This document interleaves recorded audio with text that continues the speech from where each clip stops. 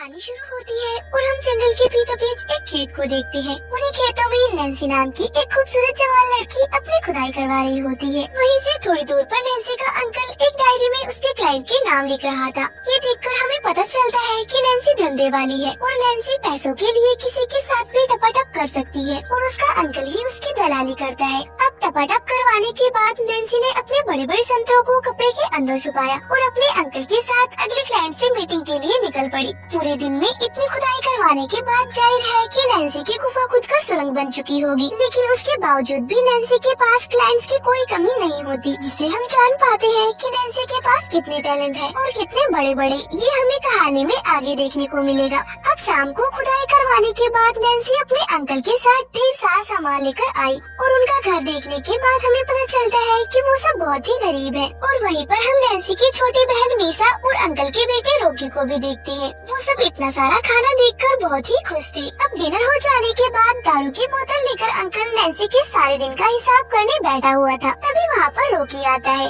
Nancy और उसका father क्या काम करते हैं उसका सारा आइडिया रॉकी को भी था। इस काम में बहुत ज्यादा खतरा भी था, इसलिए रॉकी ने अपने फादर को एक उस्तरा दिया ताकि वो संकट आने पर उससे अपना बचाव कर सके। अब रॉकी वहाँ से उठकर नैन्सी के पास जाता है, जो कि अभी अच्छे से नहा रही थी, क्योंकि अभी उसे एक और क्लाइंट से मिलने गोडाउन में जाना था। अब नैन्सी मस्त टिपटॉप बन के सुबह सुबह अंकल के साथ अपने क्लाइंट से मिलने पहुंची, लेकिन उस क्लाइंट ने नैन्सी को ऐसा पीला कि नैन्सी जोर जोर से चिल्लाने लगी। इधर अंकल वही बाहर खड़ा होकर दारू पी रहा था, लेकिन जब क्लाइंट ने नैन्सी की पीछे वाली गुफा में अपना औजार घुसाया तब नैन्सी रोने और चीखने लगी। तब अंकल रूम के अंदर आया और उस क्लाइंट को रुकने के लिए बोला, लेकिन वो क्लाइंट रुकने वाला कहाँ था। फिर भी जैसे तैसे करके नैन्सी उस क्लाइंट का हथियार अपनी गुफा से निकालकर अंकल के पास आ गई। इसके बाद अंकल और उस क्लाइंट की झड़प में उस क्लाइंट ने अंकल को बस थोड़ा सा धक्का ही दिया था और अंकल का गला कट गया उस तरह से जो रॉकी ने उन्हें दिया था। अब मौके पर ही अंकल अपना दम तोड़ देती है, जिससे पूरे घर में मातम वाला माहौल छा गया।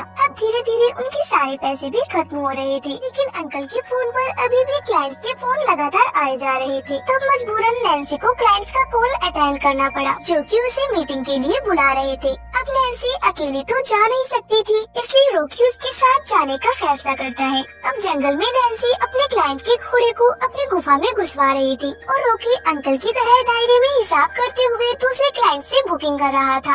अब रात तक टपाटप करने के बाद जब नैन्सी रॉकी के साथ घर जा रही थी तो उसको एक क्लाइंट के बारे में याद आया, जो उसे ढेर सारे पैसे देने वाला था। तो ये दोनों उस आदमी के पास गए तो पता चला वो आदमी उस गांव का प्रधान है और वो गांव का सबसे अमीर आदमी था। लेकिन उसकी एक समस्या ये थी कि उसका बेटा गे था और वो चाहता है कि उसका बेटा मर्द बने। तो उसकी मर्दानगी बाहर निकालने के लिए उसने नैन्सी को बुलाया। इस काम को करने के साथ ही नैन्सी को ये बात राज भी रखनी होगी कि प्रधान का बेटा गे है और वो इस काम के लिए उसे बहुत सारे पैसे भी देता है। लेकिन कमरे में अंदर जाते ही प्रधान के बेटे ने नैन्सी के साथ टपाटप करने से मना कर दिया। तो उन दोनों ने एक प्लान बनाया कि नैन्सी चिल्लाने की आवाज निकालेगी ताकि सबको ऐसा लगे कि प्रधान का बेटा जबरदस्त खुदाई कर रहा है, और होता भी कुछ ऐसा ही है। प्रधान ने नैन्सी पे भरोसा करके ये यकीन कर लिया कि उसका बेटा अभी भी एक मर्द है। अब वहाँ से पैसे वगैरह लेने के बाद रॉकी नैन्सी को लेकर घर चला जाता है। अगले दिन रॉकी ने पूरे गाँव में नैन्सी के बारे में प्रचार कर दिया, जिससे बहुत सारे मजदूर नैन्सी की गुफा में खुदाई करने आने लगे थे। सब कुछ अच्छा चल रहा था,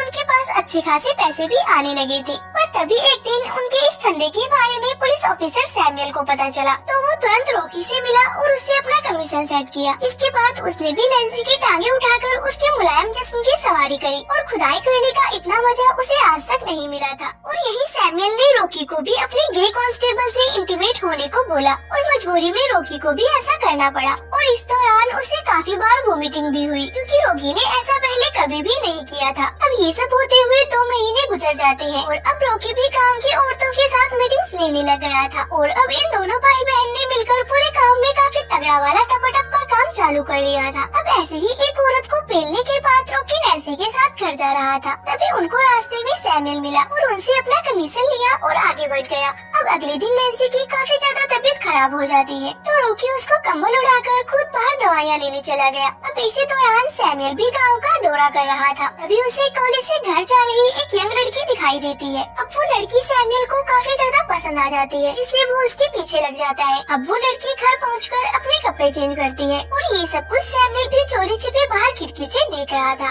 वहीं दूसरी तरफ कांस्टेबल का ये दोस्त दारू के नशे में खूब धुत हो रखा था, तो रॉकी ने उसे टपाटप के लिए अकेले में बुलाया, लेकिन वो इतना ज्यादा नशे में था कि रॉकी को कुछ करना ही नहीं पड़ा। बड़े ही आराम से रॉकी उस कांस्टेबल के वॉलेट से उसके सारे पैसे और उसकी महंगी घड़ी अपने साथ ले जाता है। अब उस घड़ी को बेचकर रॉकी ने नैन्सी के लिए सारी दवाइयों का इंतजाम कर लिया था और दवाइयाँ लेते ही नैन्सी की हालत में सुधार भी होने लगा था। अब नैन्सी के बीमार होने की वजह से रॉकी को टपाटप का काम करना पड़ रहा था, इसलिए रॉकी ने प्रधान के बेटे जोशुआ को बुला लिया। जोशुआ भी बड़े प्यार से नैन्सी का ख्याल रख रहा था। वहीं दूसरी ओर रॉकी ने उस कांस्टेबल की चुराई हुई घड़ी को बेचा नहीं था, बल्कि उसे पहन रखा था, इसलिए वो सैमुअल की नजर में आ गया और फिर सैमुअल ने कांस्टेबल के साथ मिलकर उसे खूब मारा और उसे जेल में डाल दिया। उसी लॉकअप में रॉकी को वो कॉलेज वाली लड़की भी दिखी जिसे सैमुअल ने किडनैप कर रखा था, पर अभी तक उसने उस लड़की को हाथ भी नहीं लगाया था, क्योंकि सैमुअल उसके साथ जबरदस्ती नहीं करना चाहता, बल्कि वो उसकी मर्जी के साथ ही उसके साथ टपाटप करना चाहता था।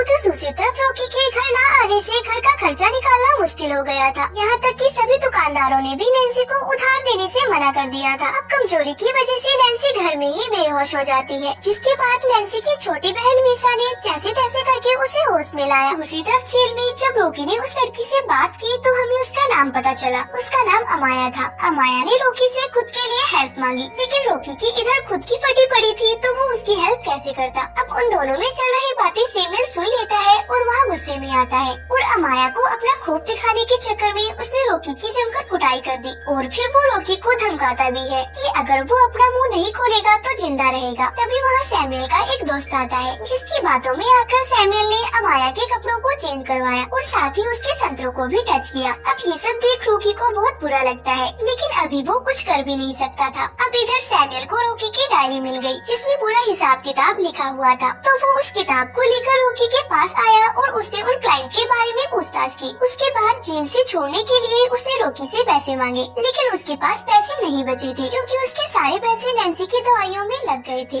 अब सैमुअल ने पैसे कमाने का दूसरा तरीका निकाला, जिसमें उसने डायरी से नंबर लेकर एक क्लाइंट को फोन लगाया और उसको पुलिस स्टेशन बुलाया और उसको अमाया के साथ टपाटप करने को बोला, जिसके बदले में सैमुअल उससे पैसे ले सके। अमाया अभी कच्ची उम्र की थी, तो उस क्लाइंट ने उसे पहले अपना लॉलीपॉप टेस्ट करवाया और जैसे ही वो अपना हथियार उसकी गुफा में घुसाने वाला था कि तभी वहाँ सैमुअल आ गया और उसने उस क्लाइंट को मार मार के वहाँ से भगा दिया। ये देखकर रॉकी इतना तो समझ गया कि सैमुअल भी अमाया की थोड़ी बहुत फिक्र तो करता है, इसलिए उसने सैमुअल को बोला कि ये काम वो और उसकी बहन उसके लिए करेंगे, जिसके लिए उसे नैन्सी को यहाँ बुलाना होगा। तब सैमुअल ने अपने बंदूक से नैन्सी को बुलावा भेजा, तो नैन्सी भी तुरंत पुलिस स्टेशन के लिए निकल पड़ी। इधर रॉकी ने अमाया को समझाया कि उसकी बहन जल्दी ही यहाँ आएगी और वो सब यहाँ से बाहर होंगे, लेकिन नैन्सी के आते ही सैमुअल ने उसे भी अमाया के साथ जेल में बंद कर दिया। नैन्सी को कुछ भी समझ में नहीं आता कि यहाँ ये सब क्या चल रहा है। तब रॉकी ने नैन्सी को समझाया कि उसे अमाया को सैमुअल के साथ खपाखप करने के लिए तैयार करना पड़ेगा और ऐसा करने पर वो हम दोनों को यहाँ से आजाद कर देगा। उसके बाद न चाहते हुए भी नैन्सी ने अमाया को पहले नहलाया और उसे अच्छे से तैयार किया। अब इसके बाद सैमुअल अमाया को अपने बेड पर ले गया और अमाया के मना करने पर भी सैमुअल ने उसके साथ जबरदस्ती की। पहले तो सैमुअल अमाया के ऊपर से ही मजे ले रहा था, लेकिन तभी वो एग्रेसिव हो गया और उसने अमाया की दोनों गुफाओं की जमकर खुदाई कर दी। अब अमाया की चीखें पुलिस स्टेशन के बाहर तक गूंज रही थी। वहीं अमाया की चीखें सुनकर नैन्सी और रॉकी भी कांप उठे। अब अमाया को अच्छे से पेलने के बाद सैमुअल ने उसे फिर से उसी जेल में छोड़ दिया, जहाँ नैन्सी ने उसे कुछ पेन किलर्स दिए। अब रात होते ही सैमुअल फिर से अमाया को घोड़े बनाने के लिए आ गया था, लेकिन इस बार नैन्सी ने उसे रोककर समझाया कि अभी उसे थोड़ा रुक जाना चाहिए, क्योंकि अमाया ने पहली बार अपनी खुदाई करवाई थी। नैन्सी उसे कहती है कि वो चाहे तो अमाया के बदले उसे घोड़ी बना सकता है। फिर क्या था, सैमुअल ने अमाया के सामने ही नैन्सी को अपने हथियार पर बैठा लिया और जैसे नैन्सी उसके हथियार की सवारी कर रही थी वैसे ही अमाया को सीखना था। लेकिन इसी बीच जब सैमुअल जन्नत की सैर करने वाला था, उसी बीच नैन्सी ने उस तरह से सैमुअल का गला काट दिया और जल्दी से उसने चाबियां ली और रॉकी को आजाद कर दिया। इतने में अमाया ने एक लोहे लोहे की रोड को उठाया और गुस्से में उसे सैमुअल के पिछवाड़े में डाल दिया। और ऐसा करके अमाया को जो सुकून मिलता है वो उसके चेहरे पर हम साफ तौर पर देख पा रहे थे। वही मौके पर सैमुअल की मौत हो चुकी थी, इसलिए वो तुरंत अपने घर गए और वहाँ से सारा सामान पैक करके वहाँ से निकल गए। इतनी देर में वहाँ जोशुआ भी अपने कार लेकर आ गया था, क्योंकि वो भी इस काम को छोड़कर अपनी लाइफ एंजॉय करने जाना चाहता है। अगले दिन वो सब काम से बाहर थे और अब अमाया के साथ रॉकी रिलेशनशिप में आ चुका था और वहीं सबने एक दूसरे को उनकी मदद के लिए थैंक्स बोला। और लास्ट में हम देखते हैं कि सब अपने अपने पार्टनर के साथ खुदाई करके बहुत खुश हैं और इसी सीन के साथ मूवी का एंड हो जाता है।